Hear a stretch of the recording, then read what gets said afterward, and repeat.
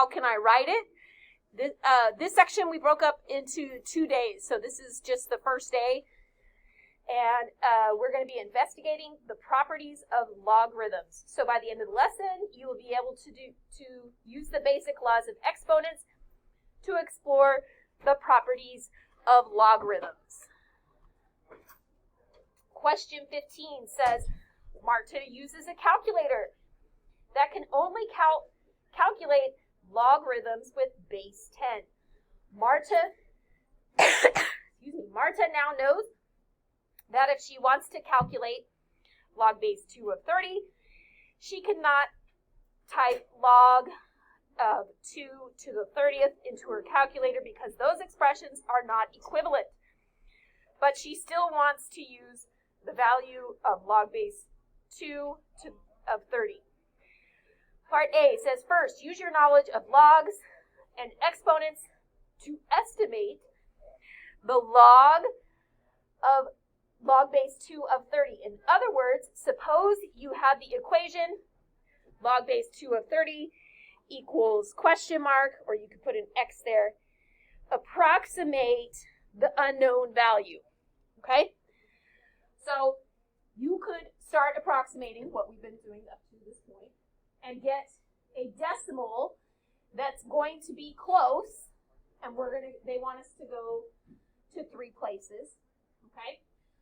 So if you know that 2 to the 4th is 16 and 2 to the 5th is 32, you're going to know that it's going to be a decimal of 4 point something, something, something, right?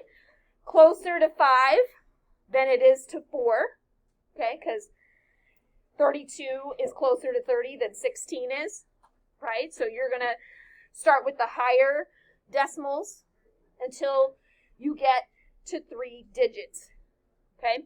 And I'll let you guys get those 3 digits in your group. All right, part B says, now use what you have learned last class to get a better estimate. Since you want to find log base 2 of 30, you can start by writing the equation log base 2 of 30 equals x. How can you use the definition of a logarithm to write this equation in exponential form? So we're going to say 2 to the power of x equals 30.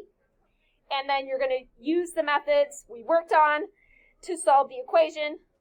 And in your groups, you're going to get it to 3 decimals. Okay. Question number 16 says, congratulations, you have just used log base 10 function to evaluate a log with a base of 2. Now you will practice some more. So now we're going to do another one. Log base 5 of 200. So it's going to be somewhere between 3 and 4. And you're going to get it to 3 decimals. All right, let's turn over. And now we get to learn our change base formula. Up at the top of page 4, it says, apply the method from parts B and C in the last problem to find the exact answer for log base 5 of 200. You're going to round it to 3 decimal places. And then part B says, apply the process you used above to rewrite the expression log base B of y equals x in exponential form, then solve for x. And this is something new that we're going to call the change base formula. So you've probably heard this before. I said it. This is technically the first time you're learning it, okay? So you're going to say b to the power of x is equal to the y. And these are both log base 10. So you would take the log of y over the log of b. So in the box below it, on the left is the change base formula algebraically. On the right is a numeric example, okay? So if you have log base 3 of 17, you can use the change base formula on it, and you will have the log of 17 divided by the log of 3.